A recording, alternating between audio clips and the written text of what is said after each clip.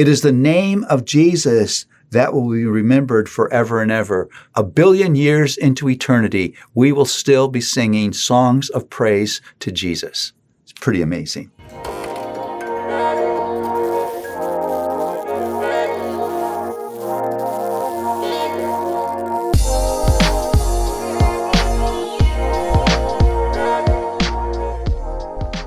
Well, we want to look at Psalm 45, and Psalm 45 is a love song. I want to ask you this. Do you love God? Do you really love God? Has that love captured your heart in a way that means it shapes your life? Could you write a love song to the Lord? Could you? How would you do that? What words would you use to express your love to the Lord? What qualities would you emphasize?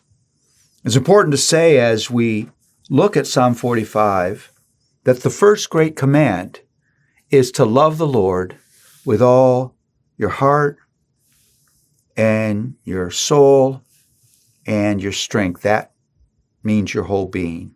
Do you? My heart overflows with a pleasing theme. I address my verses to the King. My tongue is like the pen of a ready scribe. I love that. You are the most handsome of the sons of men. Grace is poured upon your lips. Therefore God has blessed you forever. Gird your sword on your thigh, O mighty one, in your splendor and majesty. In your majesty ride out victoriously for the cause of truth and meekness and righteousness. Let your right hand teach you awesome deeds. Your arrows are sharp in the heart of a king's enemies, and the people fall under you. Your throne, O God, is forever and ever. The scepter of your righteousness is a scepter.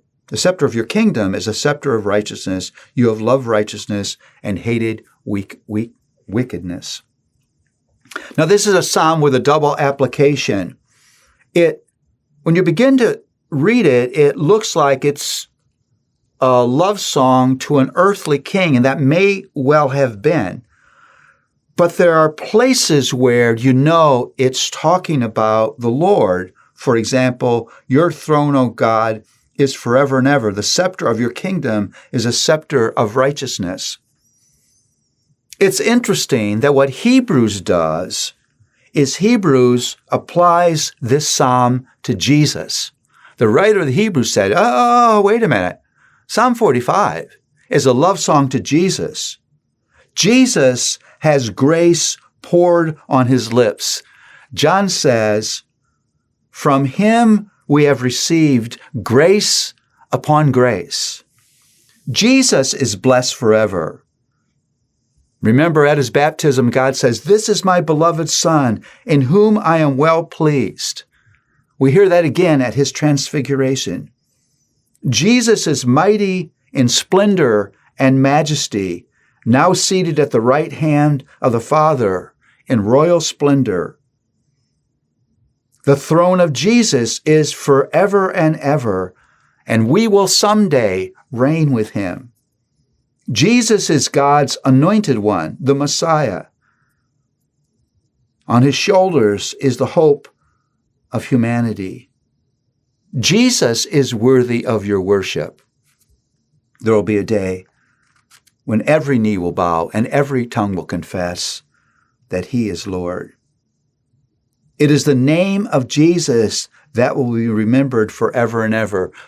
1 billion years into eternity, we will still be singing songs of praise to Jesus. It's pretty amazing.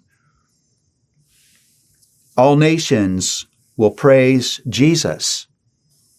I love the scenes and revelation of people from every tribe and every nation gathered together, and they're united in one song of praise to Jesus and the victories of redemption.